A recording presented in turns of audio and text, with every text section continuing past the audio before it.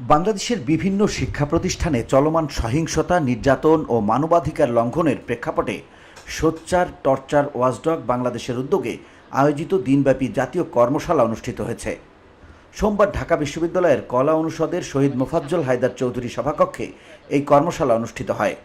কর্মশালায় সারা দেশের বিভিন্ন পাবলিক বিশ্ববিদ্যালয়ের প্রায় ৪৫ জন শিক্ষার্থী উপস্থিত ছিলেন। এ সময় মানবাধিকার রক্ষায় ক্যাম্পাস ভিত্তিক অ্যাডভোকেসি, সহিংসতা প্রতিরোধ, আইনি সহায়তা, ট্রমা ম্যানেজমেন্ট এবং গবেষণার ভূমিকা নিয়ে বিস্তৃত আলোচনা হয়। এতে দেশের খ্যাতনামা মানবাধিকার কর্মী, গবেষক, আইনজ্ঞ ও আন্তর্জাতিক সংস্থার প্রতিনিধিরা অংশ নেন। কর্মশালায় বাংলাদেশে নিযুক্ত জাতিসংঘের মানবাধিকার উপদেষ্টা হিউমা খান বলেন, তরুণ শিক্ষার্থীরা শুধু ভবিষ্যতের নেতা নয়, তারা ইতোমধ্যেই পরিবর্তনের অগ্রদূত। আজকের এই কর্মশালা প্রমাণ করে তাদের সাহস ও অঙ্গীকার। জাতিসংঘ দৃঢ়ভাবে বিশ্বাস করে মানবাধিকার শিক্ষাক্ষেত্রে শুরু হয় শ্রেণীকক্ষে, বিশ্ববিদ্যালয়ের করিডোরে আর প্রতিটি কণ্ঠে, যা অন্যায়ের বিরুদ্ধে আপোষহীন।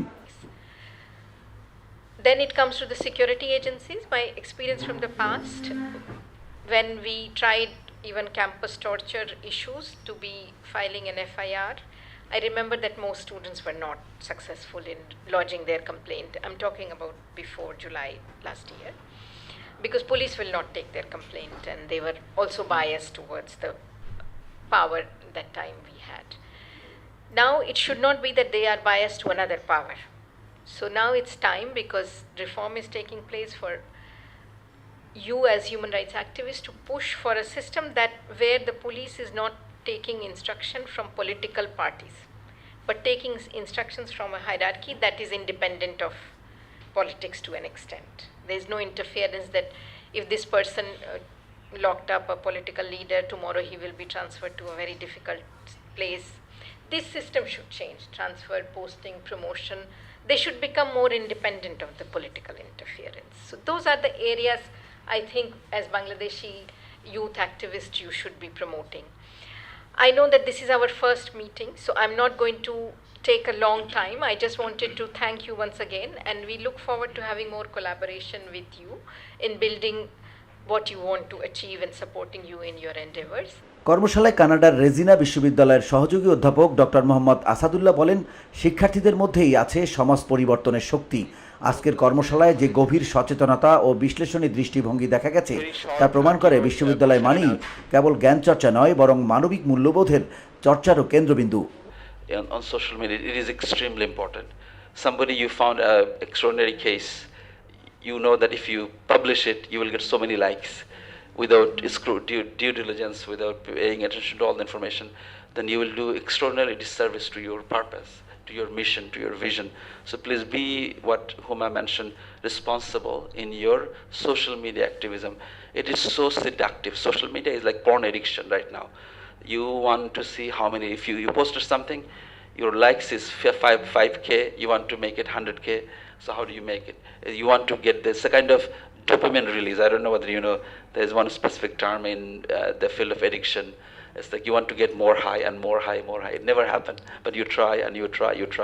You try one sensational case, you got 5k likes, and then you try another sensational, you get 10k likes, then you want another. So you try, and it's not good for your organization. It may be good for somebody who would like to run for politics, but it's not for you. And I will take question later, please. Yeah. So confidentiality. So privacy is very important, especially privacy for the victims. In the name of sense, if you're sensational seeking, then you will be paying less due diligence to victims' privacy. Supreme কোর্টের আইনজীবী শায়েক মাহাদি বলেন, সমাজে নির্যাতনের যে বিষয়টা, এটা দুটো মাধ্যমে সমাপ্ত হতে পারে। একটা উপায় হচ্ছে ওই সমাজের সকল লোককে ফেরেশতার মতো ভালো মানুষে পরিণত হতে হবে, অথবা ওই সমাজের একটা পর্যায়ের মানুষকে নির্যাতকদের জবাবদিহিতার আওতায় আনতে হবে। নির্যাতক হয়ে ওঠার পেছনে একটা ইকোসিস্টেম কাজ করে উল্লেখ করে তিনি বলেন, পুরো একটা ইকোসিস্টেম তাকে এই রকম নির্যাতক হয়ে উঠতে এবং নির্যাতক হিসেবে তার ভূমিকা অব্যাহত রাখতে সাহায্য করে। সিভিক ইউথ বাংলাদেশের ন্যাশনাল কোঅর্ডিনেটর রাকিবুল ইসলাম খান বলেন, যেখানে শিক্ষার্থীরা কথা বলতে পারে না, সেখানে গণতন্ত্র দুর্বল হয়ে পড়ে। আজকের কর্মশালাটি ক্যাম্পাস ভিত্তিক অধিকার রক্ষায় সাহসী কণ্ঠ তৈরি করেছে, যা আগামী দিনে বৃহত্তর সামাজিক পরিবর্তনের সোপান হতে পারে।